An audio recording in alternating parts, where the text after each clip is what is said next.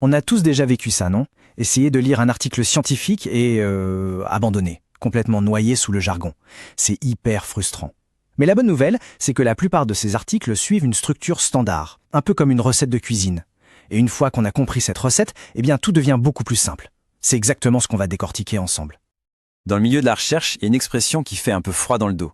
Publier ou périr. La carrière d'un chercheur, ses financements, sa réputation, tout, absolument tout, dépend de sa capacité à publier ses découvertes. C'est pour ça qu'une communication claire, standardisée, ce n'est pas juste un petit plus, c'est la condition vitale pour que la science puisse avancer. Alors, voici le programme. On va d'abord voir pourquoi cette pression de la publication est si forte. Ensuite, on regardera comment tout ça se planifie en amont, puis on va s'attaquer au cœur du réacteur, le modèle IMRAD, la clé de tout.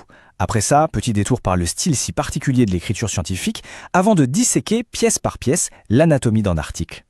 Il faut bien comprendre que la rédaction scientifique, ce n'est pas de la littérature. Le but, c'est pas de faire de jolies phrases. Le but, c'est de rendre la recherche accessible, crédible et surtout reproductible. C'est le mot-clé. Si d'autres scientifiques ne peuvent pas refaire l'expérience pour obtenir les mêmes résultats, la découverte ne vaut rien. Et attention, un bon article, ça ne commence pas en tapant les premiers mots sur un clavier. Non, ça commence bien avant. Tout repose sur une planification mais millimétrée. On ne se lance jamais dans une expérience sans avoir un plan d'attaque ultra précis. C'est un peu comme un architecte. Il ne va pas commencer à poser des briques au hasard. D'abord, il dessine un plan ultra détaillé. Pour le chercheur, c'est pareil. Il doit d'abord maîtriser son sujet sur le bout des doigts, ensuite formuler une question de recherche hyper claire, puis planifier comment les données vont être collectées et analysées, et enfin s'assurer que son plan tient la route. Bon, on arrive maintenant au noyau dur, à la pièce maîtresse, le fameux modèle IMRAD. C'est la structure quasi universelle qui va nous servir de passe-partout pour décoder la grande majorité des articles scientifiques. La question est simple, mais la réponse est cruciale. Comment est-ce que des chercheurs aux quatre coins du globe, qui ne parlent pas la même langue et qui bossent sur des sujets incroyablement pointus, comment font-ils pour se comprendre? Comment être sûr que tout le monde suit la même logique? La réponse, elle tient en 5 lettres. IMRD. C'est l'acronyme pour Introduction, Méthode, Résultats et Discussion. Il faut voir ça comme la colonne vertébrale de l'article. Une fois qu'on a compris cette structure, on peut naviguer dans n'importe quelle publication, même la plus ardue. Et ce qui est génial avec cette structure, c'est sa logique implacable. Chaque section répond à une question très simple. L'introduction, c'est le pourquoi. Pourquoi on a fait cette étude? Les méthodes, c'est le comment. Comment on s'y est pris? Les résultats, c'est le quoi. Qu'est-ce qu'on a trouvé brut de décoffrage? Et enfin, la discussion, c'est le et alors? Qu'est-ce que tout ça signifie? Mais la structure ne fait pas tout. Le style d'écriture scientifique a ses propres règles du jeu, qui n'ont absolument rien à voir avec la littérature ou le journalisme. L'objectif, ce n'est pas d'émouvoir ou de divertir, mais d'informer avec une objectivité quasi chirurgicale. En fait, on pourrait dire que le meilleur style scientifique, c'est celui qu'on ne remarque même pas. Un exemple très parlant, c'est l'abandon du « je » ou du « nous ». Au lieu d'écrire « nous avons observé une diminution », un scientifique écrira plutôt « une diminution de l'incidence a été observée ». C'est ce qu'on appelle la voix passive. Ça permet de mettre l'accent sur le fait scientifique lui-même et pas sur la personne qui l'a observé, pour renforcer cette impression d'objectivité. En gros, tout se résume à ce qu'on pourrait appeler les 4 C. D'abord, la clarté, une seule idée par phrase, simple.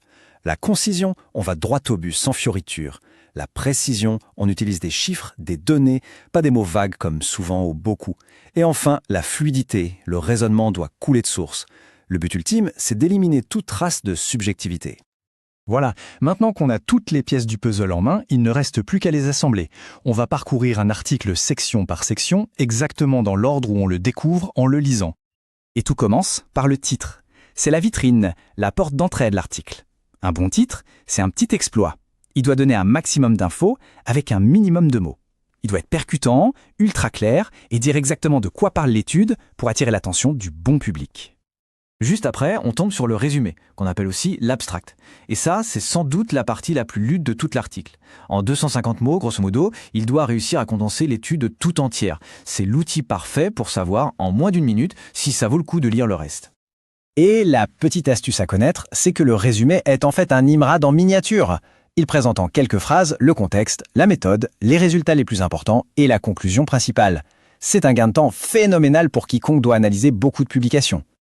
Ensuite, on plonge dans l'introduction. Elle est construite comme un entonnoir, on part du contexte très large, puis on resserre, on zoome sur ce qu'on ne sait pas encore, la fameuse lacune dans les connaissances, pour finir sur la question hyper précise à laquelle l'étude va essayer de répondre.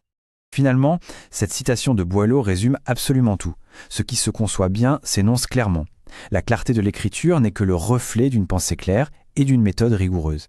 Une recherche qui est bien pensée, bien structurée, donnera presque toujours un article limpide.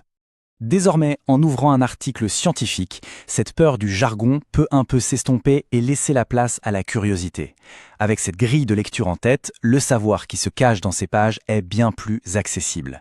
La seule question qui reste, c'est par quelle découverte commencer ?